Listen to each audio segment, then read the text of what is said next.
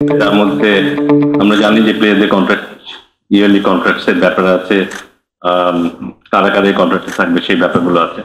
তো সেই ব্যাপারে সিদ্ধান্ত হয়েছে প্লেয়ারদের কন্ট্রাক্টের ব্যাপারটা বোর্ড অ্যাপ্রুভ করেছে, তবে ওখানে কিছু রিভিউ ব্যাপার আছে।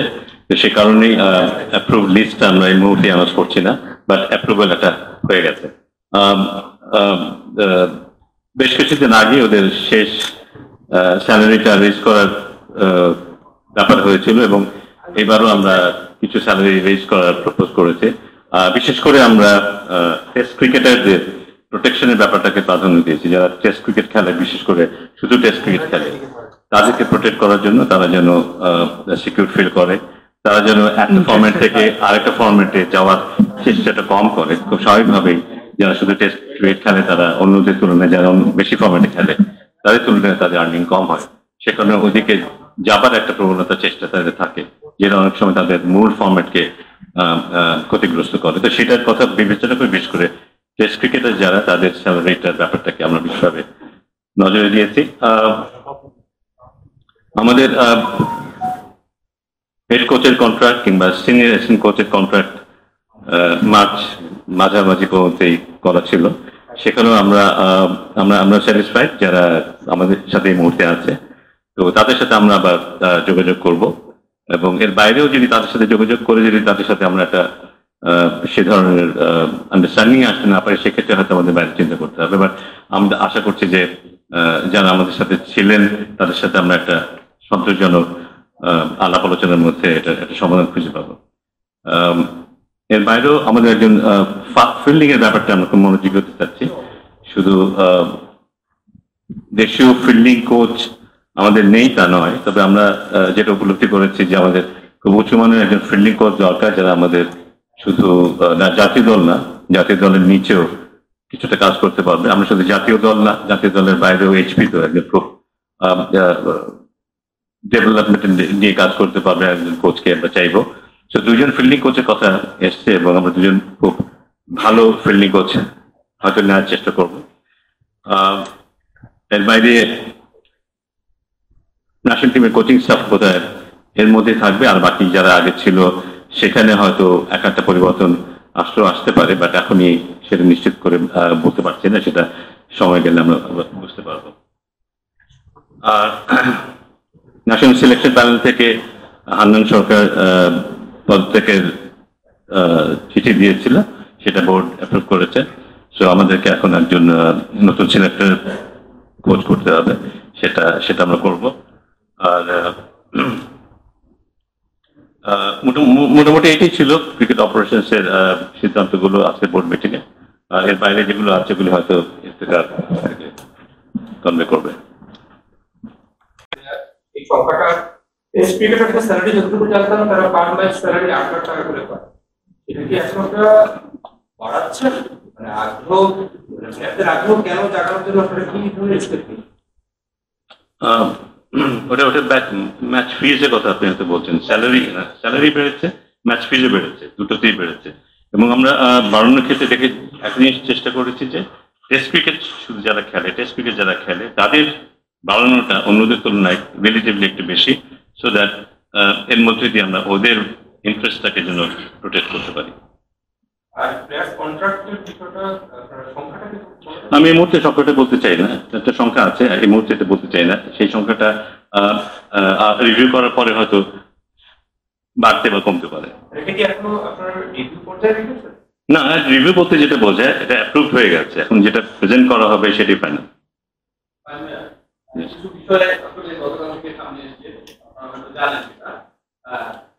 অ্যামাউন্ট আমি ঠিক বলতে পারবো না, তবে বকেয়া রয়েছে, আগেরটা পুরো দেওয়া হয়নি, আগেরটা পুরো দেয়নি। এবং আপনি প্রথমে যে প্রসঙ্গটা নিয়ে আসছেন সেটা সবার জন্য খুবই লজ্জা, আফ্রিদির যে ব্যাপারটা আপনি প্রসঙ্গটা উঠিয়েছেন। ফ্যাক্ট রিমেজ যে একটা ফ্র্যাঞ্চাইজি কাকে নিয়ে আসবে মেন্টর করে হোক বা তাদের দলের প্রমোশনের কারণে নিয়ে আসবে, সেখানে আসলে বোর্ড হস্তক্ষেপ করতে পারে না।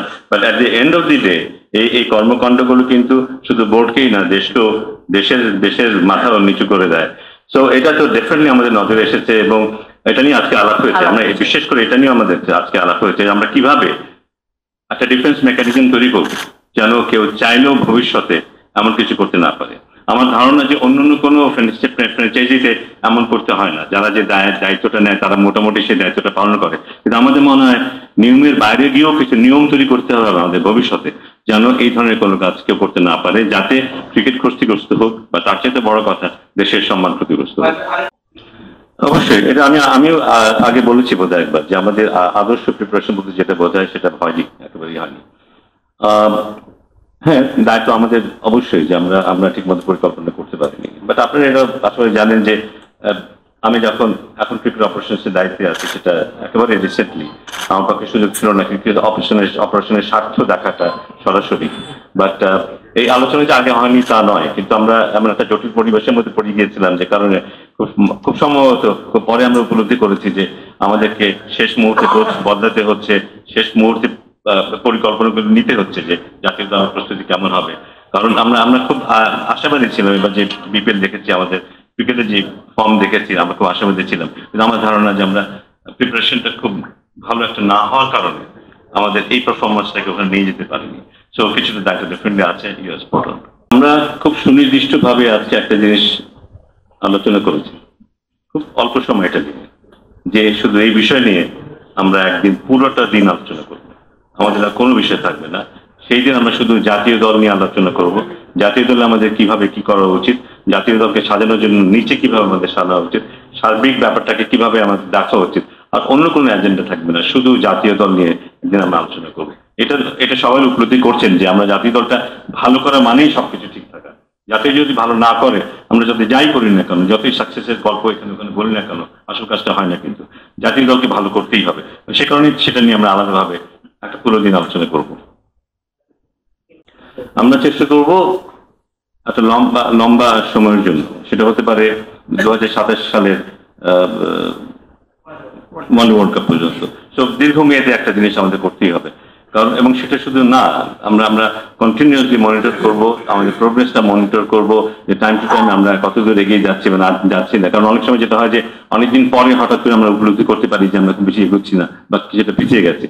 তো ওই দিকটাও আমাদের চোখ থাকবে, বাট আমরা দীর্ঘমেয়াদী চিন্তা ভাবনা করবো। এবং আমাদের কাজ কিন্তু অলরেডি আমরা শুরু করে দিয়েছি, কোচ নেওয়া হোক, প্লেয়ার কারা থাকবে, কিভাবে আমরা সেই সময়ে কাদের সাথে আমরা খেলবো, যে ওয়ার্ল্ড কাপ যেখানে হবে তার কাছে ধারে গিয়ে খেলা, এই টোটাল প্রিপারেশনের প্ল্যানটাই করা শুরু করে দিয়েছে। আমি আশা করছি যে আমাদের হেড কোচ যখনই সিলেক্টেড হয়ে যাবেন, নমিনেটেড হয়ে যাবে, উনিও আসবেন। এবং আমরা একটা ওয়ার্কশপ করতে চাই যারা সংশ্লিষ্ট আছেন তাদের সবাইকে নিয়ে, সেটা একদম ডিস্ট্রিক্ট কোচ থেকে শুরু করে জাতীয় দলের কোচ পর্যন্ত, যে আমাদের পাথওয়েটা কি হবে, প্রত্যেকের ভূমিকা কি থাকবে আগামী 2 বছরের মধ্যে। কিছু কিছু খেলোয়াড় থাকতে পারে যারা এখনো হয়তো জাতীয় দলে ঢুকেনি, কিন্তু হয়তো 6 মাস পরে 9 মাস পরে ঢুকবে বা 1 বছর পরে ঢুকবে, একজন থাকতে পারে। তাদেরকে আমরা কিভাবে চাই সেই জিনিসটা যেন সবার কাছে পরিষ্কার থাকে। এই গোলটা শুধু ক্রিকেট অপারেশনস এর না, এই গোলটা শুধু জাতীয় দলের যে কয়েকজন কোচ কাজ করে তাদের না, এটা আমাদের সবার, এবং সবারই এখানে যেন ভূমিকা রাখার সুযোগ থাকে। আমরা খুব দ্রুতই ফর্মালি আলাপ করবো। ব্যক্তিগতভাবে আমি ভেরি কনভিন্স যে ও ভালো কাজ করবে। যতটুকু দেখেছি আমি তাকে খুব কাছ থেকে দেখেছি, এবং আমি কিছুদিন এই গত 4-5 দিন আমি ছিলাম পাকিস্তানে থাকার সুযোগ হয়েছে। ফিল সিমন্স বলি, আমাদের দেশীয় কোচ এবং খেলোয়াড় রিলেশনশিপ, ইন্টার পার্সোনালিটির যে সম্পর্কগুলো, সেগুলি খুব ক্লোজলি দেখার সুযোগ হয়েছে। আমার কাছে মনে হয়েছে যে আমাদের এই কোচ হয়তো আমাদের জন্য ভালো কিছু বই নিয়ে আসতে পারবে। আমি একটু অ্যাড করি জাস্ট 1 সেকেন্ড, সেটা হচ্ছে যে টি-20 কিন্তু আইসিসি ইভেন্ট, আমরা অ্যাভয়েড করতে পারবো না, কিন্তু আমাদেরকে বিশ্ববারের ক্রিকেট খেলতে হবে। আপনার প্রশ্ন খুবই ভালো প্রশ্ন। আমাদের যেটা চিন্তা করা উচিত, বিপিএল এ এত আমরা গুরুত্ব দিচ্ছি, অন্যগুলোতে কেন দিচ্ছি না?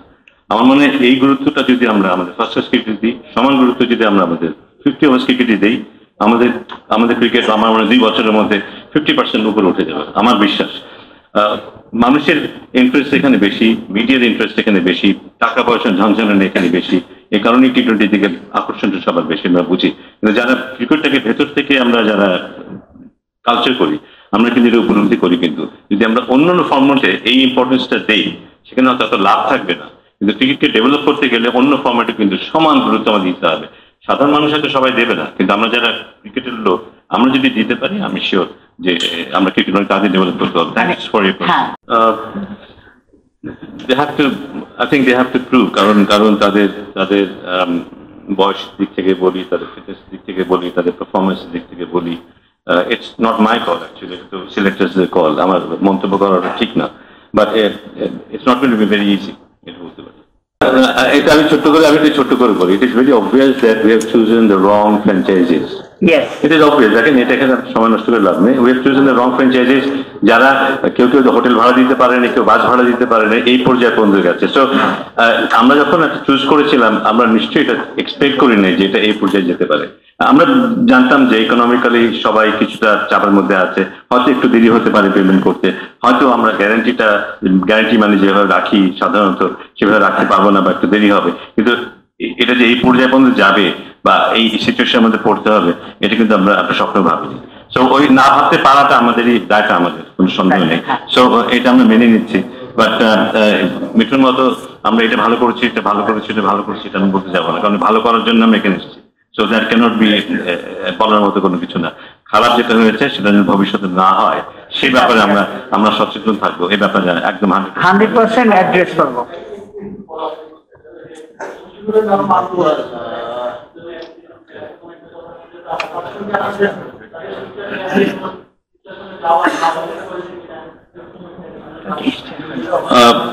ডেফিনেটলি ওরা আমাদের অত্যন্ত অভিজ্ঞ খেলোয়াড়, তাদের কন্ট্রিবিউশন তো অফকোর্স, এবং অফকোর্স যে কোনো খেলোয়াড়ই একটা সময় আসবেই, তার ক্যারিয়ার শেষের দিকে আসবে।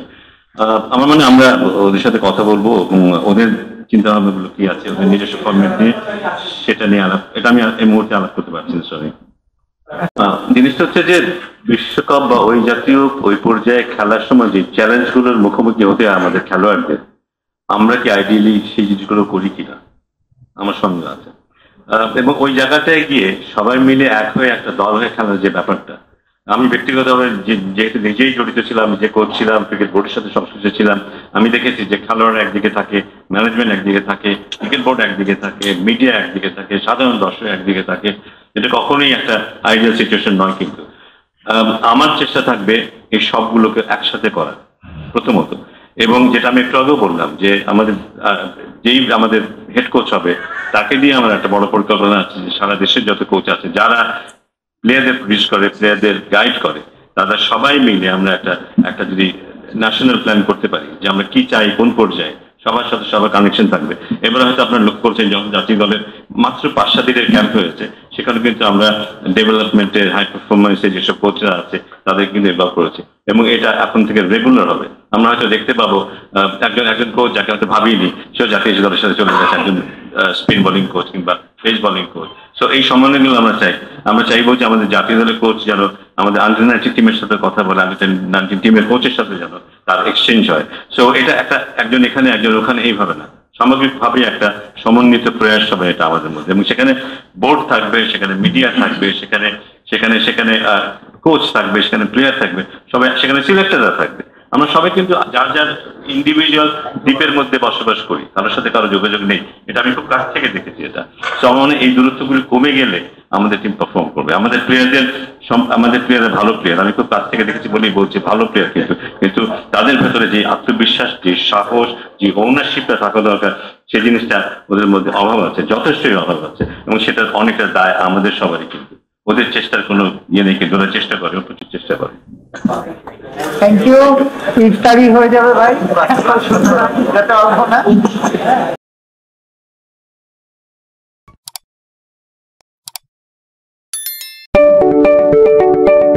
আপনি কি ফটোগ্রাফার খুঁজছেন? আমাদের আছে এক ঝাঁক অভিজ্ঞ ফটোগ্রাফার, সেই সাথে আমাদের আছে সরকারি ও আন্তর্জাতিক প্রতিষ্ঠানের সাথে কাজ করার এক বিশাল অভিজ্ঞতা।